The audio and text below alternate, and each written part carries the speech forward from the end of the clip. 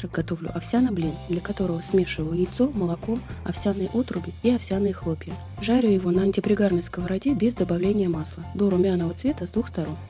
На одну половину выкладываю натертый сыр и дольки помидора. Сворачиваю пополам и по вкусу добавляю зелень укропа и петрушки. Для второго завтрака я взяла кефир, добавила к нему одно яйцо, соду, соль и черный молотый перец. Все тщательно перемешала венчиком и всыпала цельнозерновую пшеничную муку. Должно получиться тесто, как не очень густая сметана. На крупной терке натерла сыр, у меня сулугуни. Мелко нарезала зелень, у меня зеленый лук, укроп и петрушка. Зелень и натертый сыр выкладываю в тесто и тщательно перемешиваю. Антипригарную сковороду хорошо разогреваю, выкладываю тесто, аккуратно разравниваю и убавляю огонь до минимума. Сковороду закрываю крышкой и готовлю до того момента, пока тесто не перестанет блестеть. Займет это примерно 3-4 минуты. Переворачиваю ленивый хачапури на другую сторону и снова под крышкой готовлю буквально 1-2 минуты. Нежное, ароматное и румяное ленивое хачапури обязательно порадует вас в какое-нибудь утро. Готовлю завтраки. Будут шоколадные панкейки. 2 яйца делю на белки и желтки. Белки взбиваю с щепоткой соли в крепкую пену. К желткам добавляю воду, слегка их перемешиваю. Всыпаю фитпарад, овсяные отруби, разрыхлитель и какао-порошок. Тщательно перемешиваю. Минут 5-10 даю тесту постоять, чтобы отруби набухли. Выкладываю часть взбитых белков, аккуратно перемешиваю. Добавляю оставшиеся взбитые белки и движениями сверху вниз объединяю до однородного теста. Готовлю панкейки на антипригарной сковороде без добавления масла. Сковороду хорошо разогреваю, выкладываю тесто, разравниваю его и огонь убавляю до минимума. Закрываю крышкой и с каждой стороны готовлю примерно 2-3 минуты. Из данного количества ингредиентов получается 4 вот таких больших пышненьких панкейка. Думаю, иногда можно найти время с утра приготовить завтрак и не делать его заранее. Поэтому для первого дня сегодня готовлю завтрак прямо перед подачей. Одно яйцо взбалтываю с небольшим количеством молока. Добавляю овсяные отруби и перемешиваю. Оставляю смесь минут на 10, чтобы отруби набухли. Набухшее тесто выливаю на хорошо разогретую антипригарную сковороду без добавления масла. Разравниваю тесто по всей поверхности сковороды и выпекаю блин. Делаю это на медленном огне под крышкой, буквально 1-2 минуты с каждой стороны. Горячий блинчик поливаю чайной ложкой меда.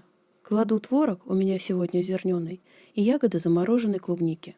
Блинчик сворачиваю и можно завтракать.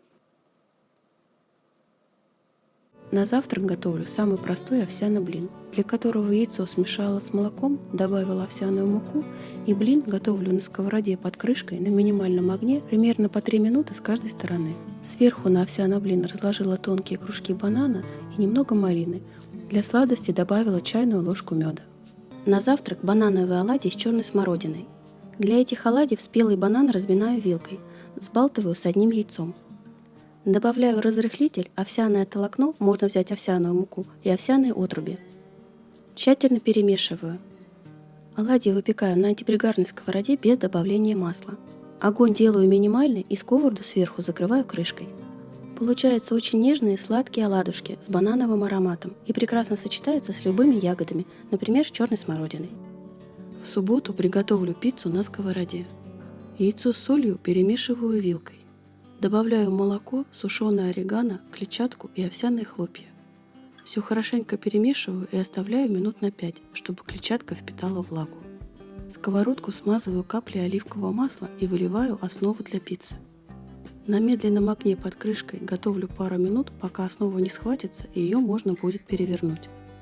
Основу посыпаю небольшим количеством натертого сыра и выкладываю остальные ингредиенты. У меня тонкие ломтики кабачка, консервированный тунец в собственном соку, помидор и сладкий перец.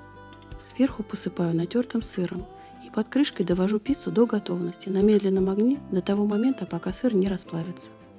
Готовую пиццу сверху посыпаю зеленью укропа. Получается она очень вкусная и сытная, и овощи, как я люблю, аль денте. Следующий вариант завтрака чаще всего готовлю в воскресенье, ну или на какой-нибудь праздник. Кабачок натираю на мелкой терке и после дополнительно пюрирую при помощи погружного блендера. Немного солю, вбиваю яйца. Чтобы не пачкать еще и миксер, продолжаю все перемешивать при помощи блендера. К однородной яично-кабачковой массе добавляю молоко и всыпаю рисовую муку. Еще раз перемешиваю и оставляю настаиваться тесто для блинчиков минут на 15. Пока тесто настаивается, приготовлю паштет, который буду использовать сегодня для начинки. В глубокую емкость выкладываю 2 вареных вкрутую яйца.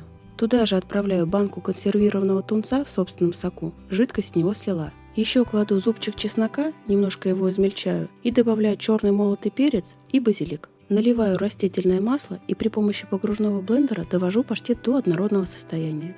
Перекладываю в подходящую баночку и убираю в холодильник. Перед тем, как выпекать блины, сковороду хорошенько разогреваю и смазываю первый раз растительным маслом. Наливаю небольшой половник теста и разравниваю в круг примерно 15 см диаметром. Выпекаю блины на огне ниже среднего. Главное не торопиться их переворачивать. Первая сторона должна хорошенько подрумяниться, тогда блин перевернется легко.